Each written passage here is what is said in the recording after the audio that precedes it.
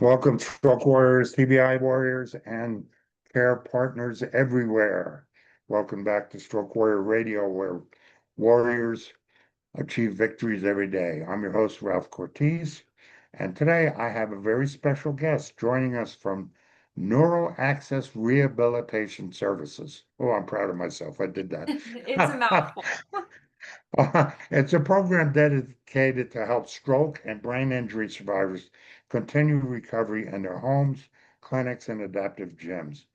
Their approach, and we'll get into it a little more, is I was interested in talking to our guests about their approach on compassion, dedication, and excellence, meeting survivors where they are and helping them regain their independence.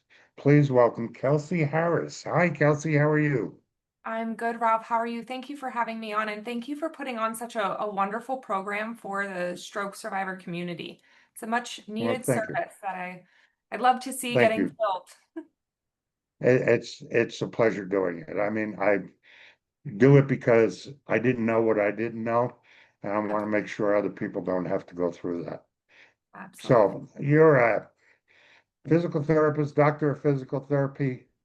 What is CSRS? It is a certified stroke rehabilitation specialist. Make sure I said Thank that you. correctly. Yes, I, I thought I knew that, but I figured I better ask. And you're also the CEO of Neural Access Rehabilitation Services.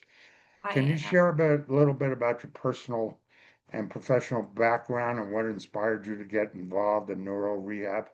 Absolutely. So I'm a physical therapist by background, and I always make sure that when I tell people what I do, I always say I'm a physical therapist first. And yes, I also own Neuro Access Rehab, but being a physical therapist is the root and the core of who I am. I fell in love with stroke and brain injury recovery very early in my career and started that specialization path. And as I'm sure most of us listening to this will probably agree, I got very frustrated in our healthcare system today, and that is not a hard thing to do. But I saw that, we know with science what is the best resources and ways to help people, but our healthcare system limited my ability as a therapist to help my patients. I knew that I could help them get better. I knew that if I did X, Y, and Z, I would be able to help them maximize their recovery.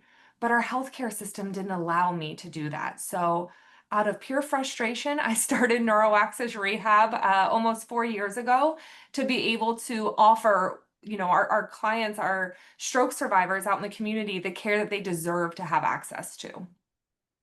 Yeah, I know this isn't kind of in our outline of what we want to talk about, but what do you see the restrictions? What were those restrictions that are causing it? Is it insurance? Is it protocols? Is it what is I would caused say that? both. It's a systemic, in my opinion, a systemic issue from our insurance regulatories, of not just at, funding levels, but also from local levels of what we're able to offer our patients, and that comes back to what's being reimbursed. So every clinic, every company, every healthcare system provides what I consider financially driven care. How many patients can we get through this system as quickly as possible to make a bigger bottom line, get our profit bigger? And that's just at the sacrifice and the cost of the patient. And that is, to me, the biggest kind of issue, we'll say, in Yeah, our healthcare system, the delivery of service, because that puts then therapists, myself included, at a time that I have productivity standards that I had to meet that depended. If I didn't hit them, I wasn't getting paid. I have, to see multiple patients at the same time because I have to hit these productivity standards. And now that's taking away my care that I know I need to give to patients. But from a hmm. healthcare system standpoint, they have to put those productivity systems in place because as therapists, our reimbursement is so low. The only way that big healthcare systems make the most money is by adding all of these, visits and multiple patients on to a therapist at the same time. And it takes away our autonomy as practitioners and therapists to be able to give patients what they need to have. And then from a therapist standpoint, it just drives burnout. So it doesn't matter how great your therapist is. If they're exhausted and seeing 8 people at once and juggling 8 different things, they're not going to be the best version of themselves for the patient. And so Never both of realized those that. things, yeah, You both of really those see things that I many think contribute. patients at once? I don't, and we don't at Neuro Oh, Access. yeah. We see one at a time, but there are a lot of standard outpatient clinics, different healthcare systems, and it's not just outpatient, there are different quotas that need to be met all throughout healthcare of patients, multiple patients being seen at once. I didn't know that. Mhm. No wonder I was so angry at my therapist for so long. Yeah, and it may not have been their choice. They have rules and guidelines that their bosses, their clinic directors are implementing that can oftentimes, force multiple patients to be seen at once because of a ever declining healthcare reimbursement. So for them to that clinic to hit their bottom line, they've got to have more patients. And I didn't and do not support that. So that's why we started Neuro Access to be able to give truly patient-centered care, not financially driven care. Is that what makes NeuroAccess so unique to other rehab services? I think there's a few things. That certainly is one, Ralph, that the root of all of our decisions, the root of every decision that I make, and that's why I always say I'm a physical therapist and I own Neuro Access Rehab. I'm not just the owner of Neuro Access because I'm a physical therapist first because I put patient-centered care at this forefront of every decision that we make. And that is one thing that certainly makes us different. All of our team members are neuro specialists to some degree. So they either have years of experience in the neuro field, they have neuro specializations like my stroke specialization. We have some therapists that are neuro certified, board certified therapists in neurology. We all have specialization after our doctorate degrees. We went on and got further specialization in neuro recovery because it is so different. And then I would say the third thing that makes us unique is that we come to you. You know, um, Oh, we're a mobile outpatient therapy company, so that means that we get to bill outpatient therapy insurance. We just come directly to you in your environment to work on making you as independent as possible in your home environment. very cool. Yeah. Your mission, as I mentioned in the introduction, emphasizes compassion, dedication, and excellence. How do you live those values day to day with your patients? It's a great question. I think compassion is it is very important to me that I bring the right team members onto our group, and I am very picky with who we bring on because they need to be good people first. We can always teach knowledge and skill. We've put people through mentorship programs. I will continue to do that. But being a good person and being compassionate and empathetic and understanding that the people that we're working with have just been through the worst thing in their lives most of the times. They just had their worlds flipped upside down. So being able to be there and empathize and listen and just hear them out and kind of meet them where they're at is crucial for what we do. Um, the excellence aspect of our approach is we are always making sure that we are at the forefront of what is new in research and science and implementing the 10 principles of neuroplasticity because we know with evidence that's what works. So we're every team member across the board, we stay up to date with what is the highest level of evidence of what we should be doing for stroke survivors right now, and then making sure that that is what we are implementing to optimize a stroke survivor's recovery potential. I'm I didn't realize and I didn't know for several years after my stroke. So I'm 10 years this month. So several years after my stroke, I didn't know there was a difference between a physical therapist and a neuro rehab. What does that Yeah. mean? Yeah, the best way that I describe this is I love my family care doctor. I would not want my family care doctor doing my brain surgery, right? Like that's scary to think about. Just like you wouldn't Yeah, want your brain surgeon doing your hip surgery. At med school, everyone goes and they learn everything in school, but then physicians specialize and they say, this is what I own. I am great at this. That's what we do, and that's really what you want to find in a neurotherapist is someone that we learned everything in school. When I went to PT school, we learned everything. I learned orthopedic and cardio pulm, and everything has a place, and it all is integrated together. But we recognize that we truly specialize in neuro recovery because it is a different approach than say someone that's had a knee replacement or someone that's recovering from a sports injury. The training principles, if you will, are very different for the two separate conditions and oftentimes vary within neurologic conditions. You can't take the same approach for someone that has had a stroke versus someone that has multiple sclerosis versus someone that has ALS. They're all different approaches that typically only individuals that specialize in this are the most equipped to treat and handle. That explains a lot about some of my therapists put me on a bike and walking away. Exactly. They didn't That's not what understand was, it. yeah, not what was best for you at that time. Wow. Who are the patients you serve? I mean, you do stroke, spinal cord, brain injury, and beyond, right? I mean, Yeah, anyone that not has a just neuro. neuromuscular or neurodegenerative condition. So anything that affects your brain, your spinal cord, like you were mentioning, stroke, brain injury, spinal cord injury, ALS, MS, Parkinson's disease. We have some Huntington's disease.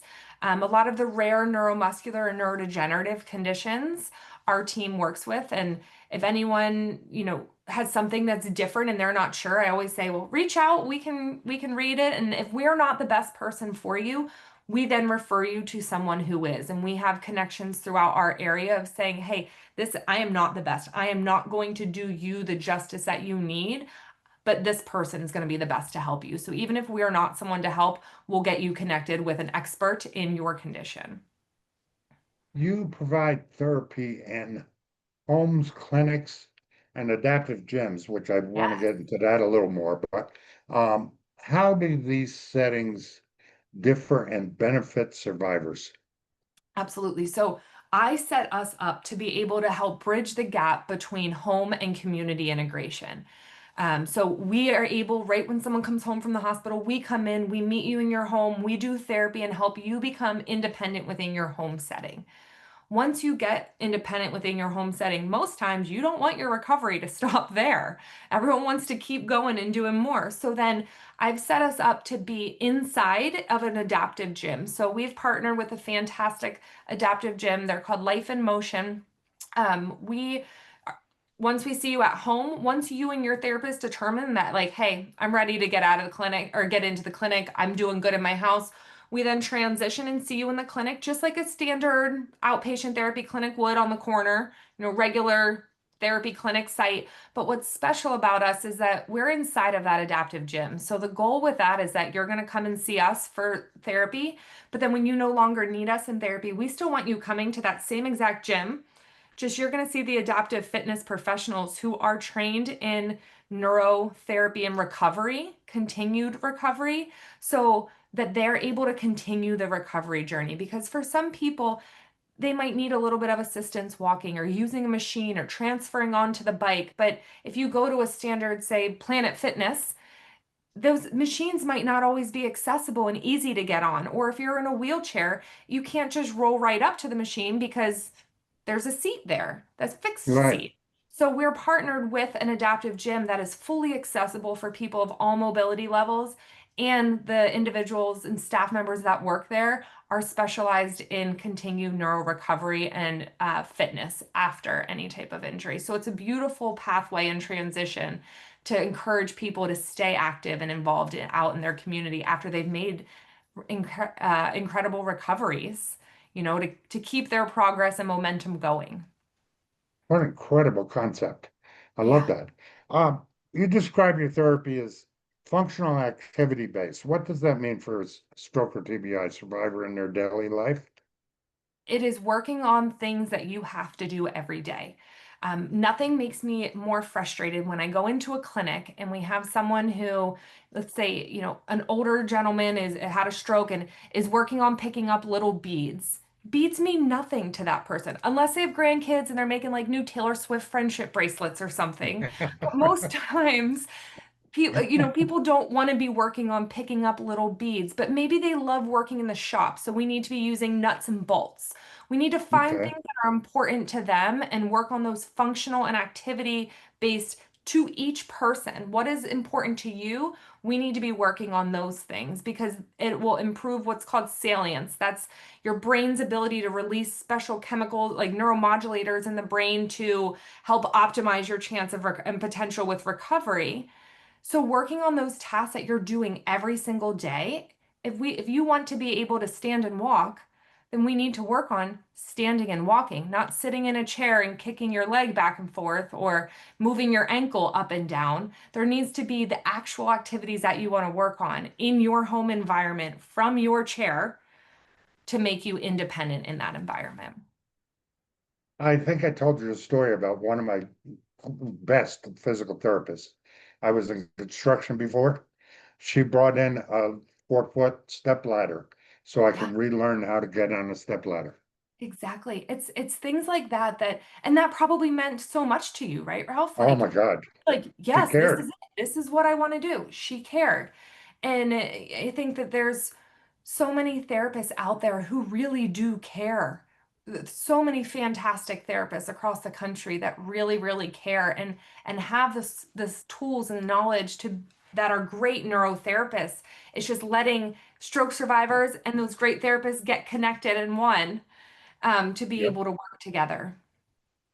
It's a stroke survivor person. I mean, it just, it took me a while again to realize that I could fire my physical therapist. You know, Absolutely. I I actually went out and interviewed therapists. I went out and visited their locations to Yeah, see to what it see. was like. I think that's a And wonderful so idea. many stroke survivors don't ever know that. Yeah. I mean, it's something that they need to know, And like I I love think. that you mentioned, the stroke survivor as a person because yes, this someone had a stroke, but that's not who they are at the core. It's finding out who Ralph is. What does Ralph like to do? Yes, Ralph had a stroke. Okay. But what does Ralph like to do so that we can help now the Ralph that had a stroke get back to doing all the things that they did before? You're still you. You just had a stroke, and we need to help you get back to doing all the things that you still love to do.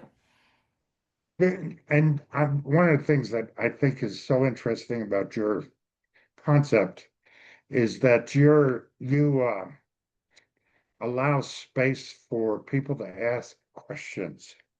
You know, Absolutely. I somebody told me a long time ago, the only dumb question is the one you don't ask. Yeah. And once I realized that, started asking silly questions, and I started getting good answers about, yeah, here's something we can try instead. Those kind of things. And I like that about your organization.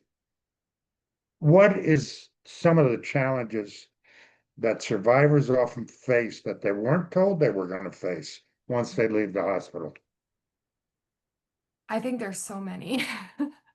Yeah, Um, I think just a that, few. yeah, I think the biggest one is when you get home, you've had this awful thing happen and people are in the hospital and everyone just wants to get back home and I am with you on that. Home is comfort. And then you get home and then you see you're in your home environment and you see all the things that the last time you were here I could do all of these and now I can't. And it's kind of that like gut-wrenching reminder that I did have this massive stroke and I can't get up and go to the bathroom how I did before the last time I was here. I see that pile of laundry that I wanted to put away and then I had my stroke and I never got to put it away and now I can't. And I think the biggest part that we've seen and that we've experienced with some of our stroke survivors is the mental aspect that you oftentimes can't prepare yourself for of coming home to that, oh, like you're reminded of all the things in a very awful way that I can't be doing these. But that's I guess also the great part about where we come in and say, okay, show me and tell me where those frustration points are in here, and let's work together to get them accomplished and to decrease your frustration and improve your independence with things. But I think that's one of the biggest things that a lot of our stroke survivors aren't always prepared for is the mental aspect and change of seeing things when you get back into the home. Yeah, it's again the neurophysical therapist. It's a difference between going to a workers' comp physical therapist and Yeah, recognizing all the other things other than just the physical. absolutely. It how do you help bridge that gap during the transition from a hospital to home? Because so many stroke survivors go home and that's it. Yeah, You it's know, they crazy. don't realize what's the consistency to repetitiveness. You still have to keep doing this. How do Yeah. you bridge that And gap? and I think that that's another flaw of our healthcare system and something I heard a lot of people and stroke survivors tell us when we get in and work with them is, they stopped my home health therapy and I was told that when I get strong enough, then come and see, then I can go to outpatient therapy. So they're not strong enough to get to outpatient therapy, but then you're going to take away all the resources to allow them to get strong enough to get to outpatient therapy. Like that doesn't make It, sense, right? it, it So doesn't compute. yeah, like something's not adding up here. Um, which is why I made us this mobile site to kind of bridge the gap between the two. But our company, our team works with helping people figure out that transition of I'm in the hospital or maybe I'm in a rehab or a skilled nursing home and my goal is to get home.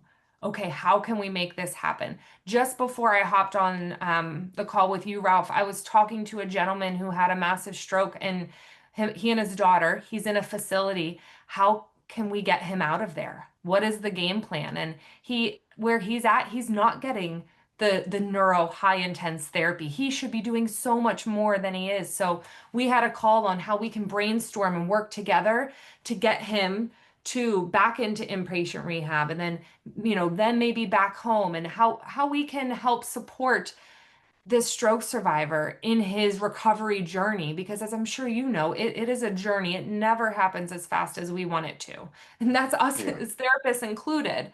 So Oh, how we yeah, can good kind of point. help support that the entire way. And I think a perfect example and a wonderful success story of this is we were contacted right after someone had had a stroke. Their father had just had a stroke and she was like, I don't know. I heard about you guys. What do we do? We stayed in touch with this family and helped guide their recovery and just give advice and listen from acute care immediately in the ICU having a stroke. He went to a nursing home. Then we helped get him into inpatient rehab. He wasn't able to get home yet, so he's at an assisted living facility right now, and our team has been working with him and we're getting him back home. And it's so for me it's so nice to see that there is that good ending, if he is getting back home. We got him in his pool this summer, like, we got him back to doing the things that he loves, but being there from really day one and helping guide that. And here are the recommendations. Our team talks to and works with all different people in the area of helping set up the stroke survivor and their family for a long-term success plan. That that struck me because I understood. I went through when I first got a neurophysical therapist.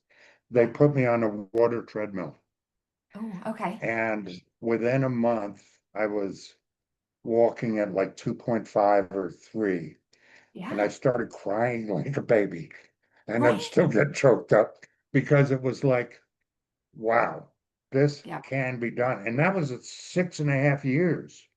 Isn't And that, six I mean, months later, I was off the cane, walker, everything.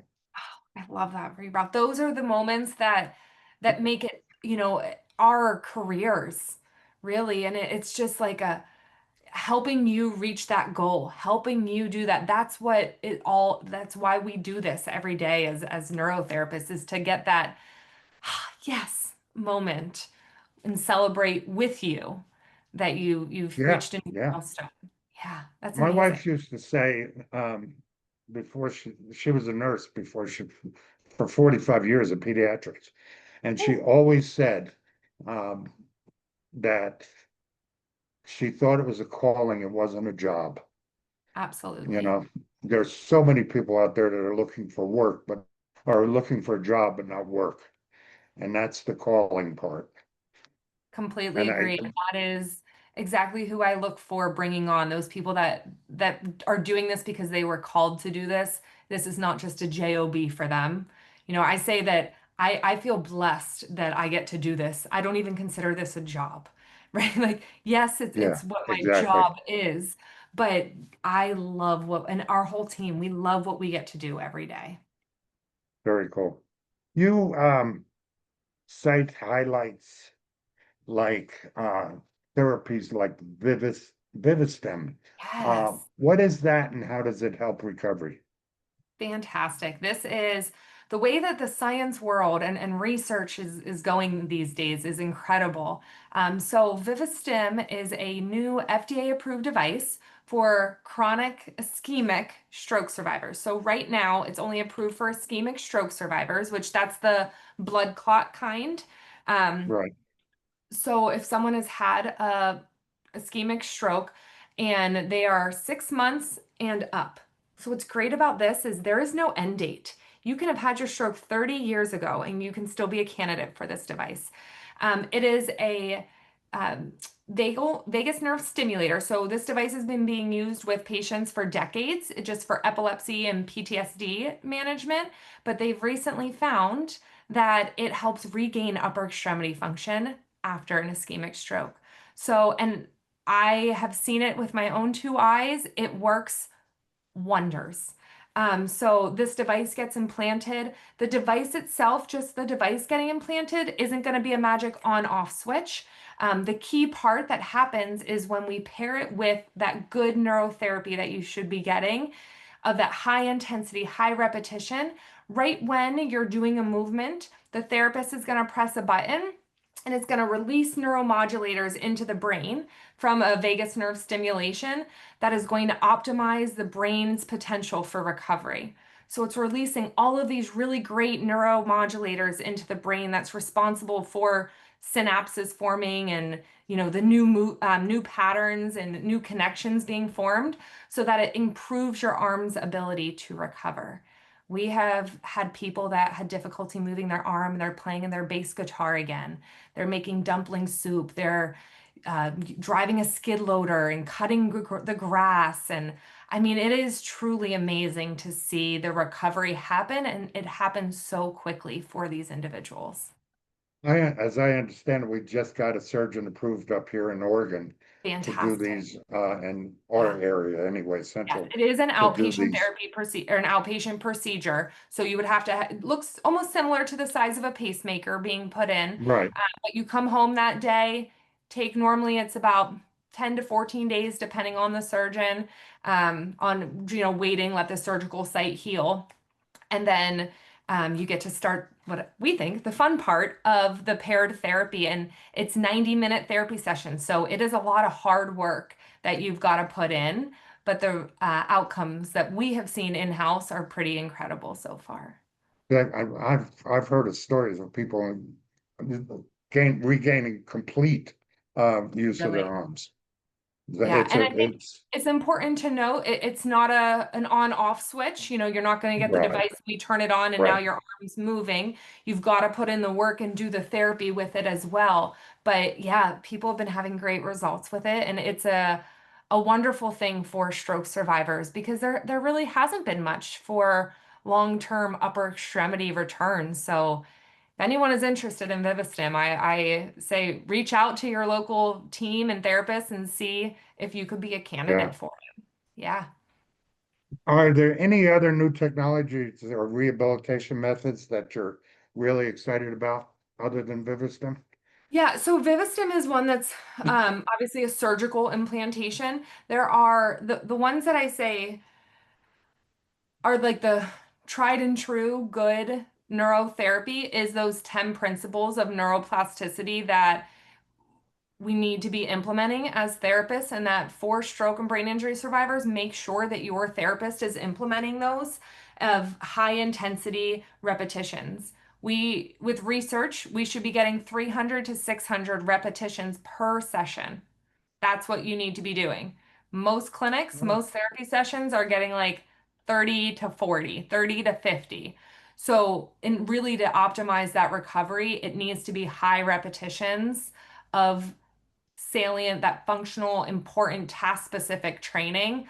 Those are the best things to be doing with therapy. There's a lot of different devices and NMES and upper extremity returns, many different companies, but they are all what I consider tools in the toolbox to add into the base of that good neurotherapy of implementing that high intensity task specific training. How do you balance that with the high tech and more human-centered care? Yeah, I think exactly that, Ralph. It's human centered. Looking at the person first and seeing what their needs are and where we need to focus and you know what are their goals and how can we tailor our treatment to what their goals are. And if it is using one of the higher tech pieces of equipment, we'll use that as a tool in the toolbox. If that's not appropriate for them, we gauge that and say, okay, we need to focus on this avenue first, and then maybe this might be added on. But it's really using kind of a multi-system approach to optimize that time window and ability for recovery of all different tools. It's not a one, cookie cutter approach for each person. Our approach is going to be vastly different for every single person because we're all different as humans and we all have different goals and motivations and recovery as well. Do you, and it sounds like you do, but um, I didn't have, if I told a therapist in the beginning, I don't think this is working, they would work, and we kept doing it. Mm. It's, there's no limit. Is there a limit to when you say, you know what, this just isn't working? What do you think? Or is When that the you say communication we should be doing? Yeah, when you say, this just isn't working, like the exercise isn't Yes. working, not Yeah. getting, yeah. And I think that's where, as therapists, we need to listen to what our patients are saying and listen to, not just verbally what they're saying, but what their bodies are doing too, and pay attention to that. And if we believe in, sometimes it's hard to see recovery happen because it's small. So sometimes when you're living it, you're not seeing it as much as maybe your therapist is. We see that flicker that came on of the wrist, but you're not moving the wrist fully, so you're not thinking that it's helping. Or, there might be different things, but at the end, I think it comes down to the therapist and the survivor communicating on like, hey, this isn't working. I want to switch. I want to do something different. Okay, what do you have in mind? Or I think that we should keep working on this because when you did X, Y, and Z, I saw that activation kick in, and that's where we really got to focus and drill home this activation. So it's the communication, but also respecting our patient's choice. Um, you know, again, everyone that we see is a human and they have the Yeah. right and autonomy to make their choices and decisions. And it's our job to respect and honor that. And we can give, as a therapist, I can give my opinion and insight and tell you why I think that we should be doing something. But at the end of the day, you're like, Kelsey, no. Like, okay, let's switch to something else. Well, and I don't think a lot of patients understand that they can say that. They Yeah. think that just because this is what we're doing, this is what I have to do. Well, and I think it's important for survivors to know why. Why is my therapist wanting me to do this? And as therapists, we need to tell our patients, hey, I want you to work on this because it is going to help with whatever their goal is. So tying it together, not that you're just arbitrarily being told, like, I want you to pick up these cones and move 5 cones from here to here. If you told me to do that, I would be like, I'm not really interested, right? Yeah, So yeah, knowing exactly. what the intent is and communicating that with each other. Okay. I'm curious about caregivers and community. Number one, I was single, so I didn't have any care partners in the home. Okay. I lived by myself 6.5 years after, before moving up here. What advice do you offer caregivers who support someone at home? So we have a patient advocate on our team who her whole role is to help support the family, the patient, but also the family as well, because it's a lot. Someone just went from being two separate jobs, or I think in every relationship you kind of have you assume your own responsibilities for things, and then something happens to the other person, and now that caregiver has assumed not only that other person's responsibilities but also taking care of that person. And that the task list, if you will, gets is never ending. And I think the best advice, and I fully recognize that this is not easy to do, but is to take time for yourself. Because if you're burnout, if you're hurt, you're not going to be able to help your loved one. And I think the other part of it is too, and this is hard, but let that person kind of struggle with things a little bit. Sometimes it's easier for us as caregivers, and I was a caregiver to someone as well. And it's, you know, you want to just help them. You want to do everything for them. I want to make it as easy as possible. I just watched my loved ones suffer this massive life-altering stroke, and I want to be there and I want to do everything. I'm going to put your shirt on. Let me feed you. Let me get this for you. But then that's not giving them the opportunity to get stronger and learn to do it themselves. So there's that balance there that is oftentimes really hard and challenging, not just physically, but I think emotionally and mentally too, is a really hard balance. Yeah, yeah, I agree. And I see so many, not so many, but I do see some caregiver. I've seen some that do so much for the patient Totally. I'm sure it's that out they of don't ever love, recover. and it's out of just love. And when you see your loved one go through something very tragic, you want to be able to care for them and provide for them and love them. And that is a heartless or a wonderful thing to do for people. Heartfelt, I meant, thing to do Yeah, for people, but it can sometimes become it can limit their ability to physically do things for themselves. But that's a hinder extremely recovery. hard, yeah, that's a hard place. And I will never tell a caregiver, don't do that. Everyone has, their own dynamics and roles, and what works for some might not work for the other. But I think the biggest thing I always tell caregivers is take some time for yourself, even if it's just 5 minutes, in the morning or before you go to bed, to just, you know. Yeah, And don't be afraid to ask for help. yeah, true. How important is community and social connection in the recovery process?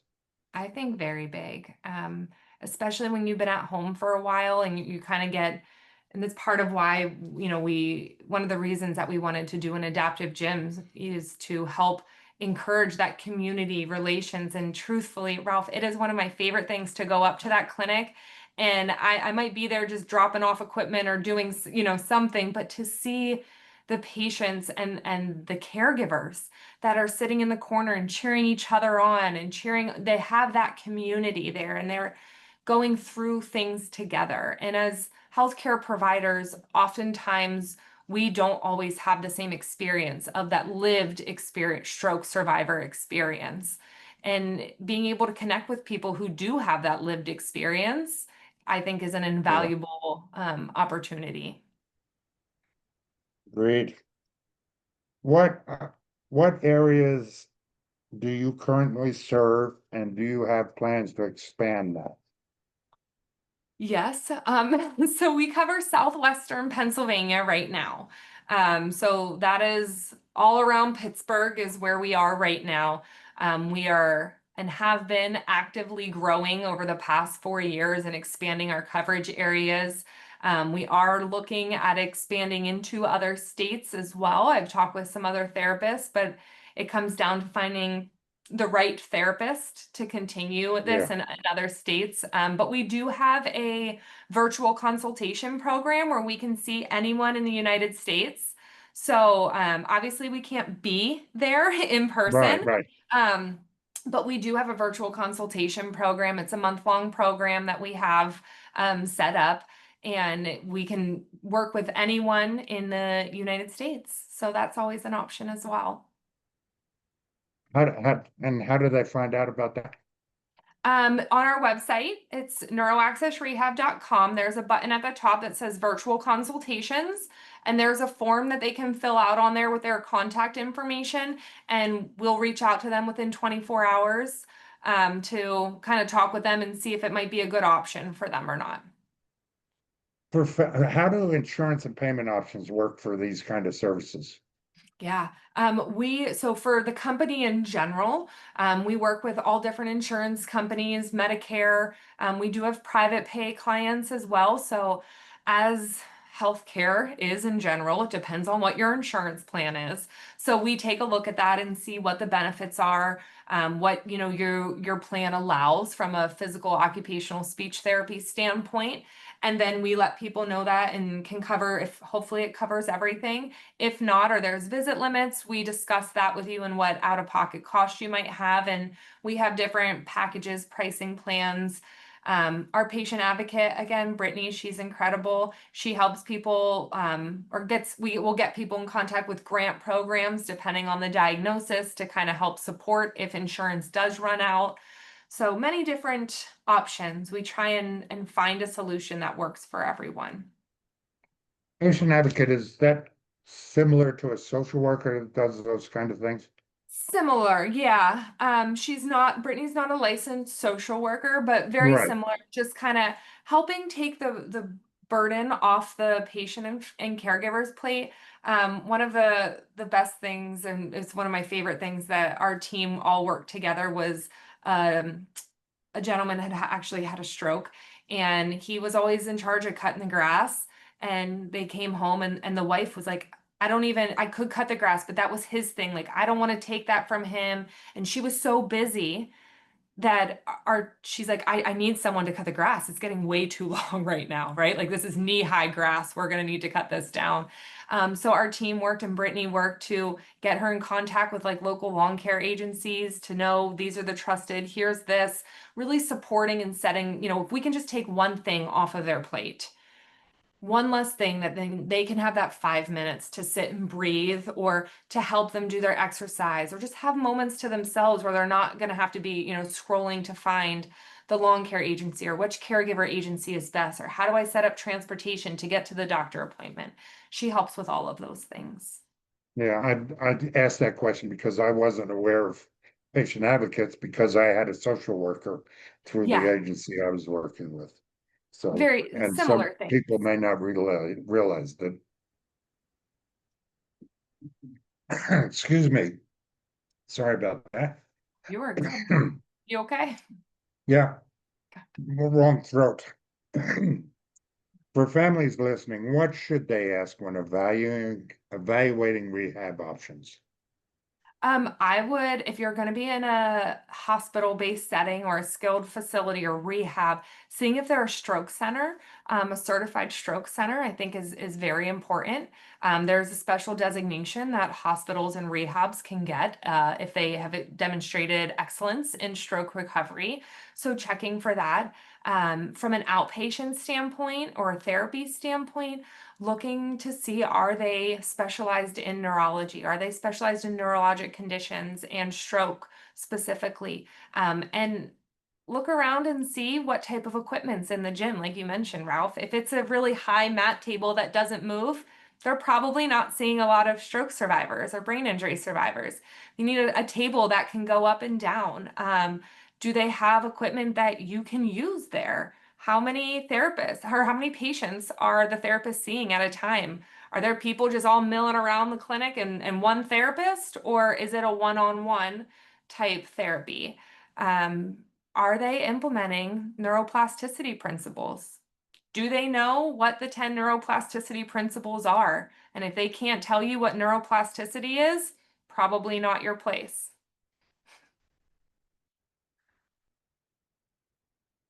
Oh, I think you might be muted, Ralph.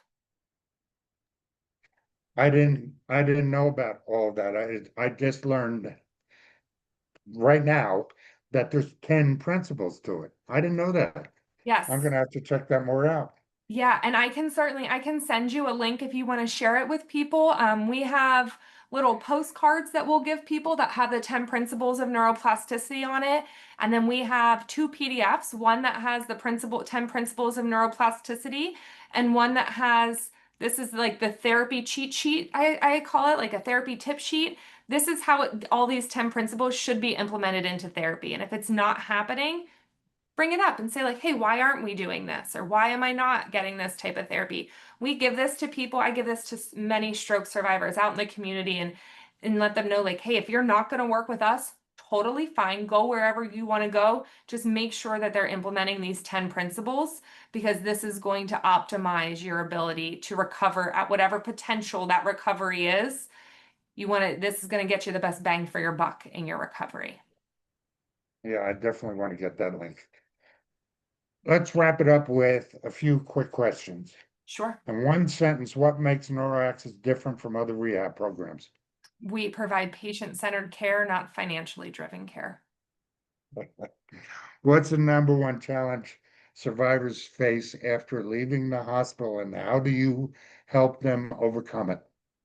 I think access to resources, Pardon? and access to resources, knowing what stroke-related resources are out in the community, and give us a call. We help find those resources. If it's not us, helping kind of connect what that is. But I think that that's something big that someone has a stroke and then they send you home and say, good luck, right? It's like, well, who do I call? When do I call? Where do I go here? What about that? Like, there's no guidance most times with that. So, yeah, I think that's a big area for improvement in our healthcare system as well. One of Definitely. the many. If a survivor feels like they've hit a plateau, or one of them jerk medical people tell them this is as good as it's going to get, uh, what's your go-to message for them? I think don't give up hope. One of the biggest things that I found is specifically for stroke survivors, our healthcare system wrongfully strips hope from these individuals when they never should have. And it's not giving people false hope. I don't believe in false hope, but it's giving people the hope to continue recovery that was there all along. They just didn't have the proper resources and tools available to them at that time. Great answer. Um, what final message of encouragement do you want stroke and brain injury survivors to hear today? I think recovery is always happening. It just happens at different speeds, at different points in the recovery, but recovery is always happening. Agreed. Now I agree. After so many years, and now it's like, wow, Yeah, I'm, you are proof, Ralph, right? You said after yeah, 6 years, you are exactly. walking, breathing proof that recovery continues to happen and happens at the higher pace when you have all the right resources in place. Definitely. Thank you, Dr. Harris, for joining us today and sharing your insightful work Neuroaccess Rehabilitation is doing for stroke and brain injury survivors. For our listeners, you can learn more or connect with Neuroaccess at neuroaccessrehab.com. Are you also on social medias? We are on Facebook and Instagram and LinkedIn. I'm learning all the social Okay. media things, but yes, we are on all of those. Thank you, Stacy, sorry. Thank you, Kelly, so much. Um, this is Stroke Warrior Radio. I'm your host, Ralph Cortez, reminding you to keep moving forward because we are stroke warriors, achieving victories every day. Thank you, Stacy. Thank you.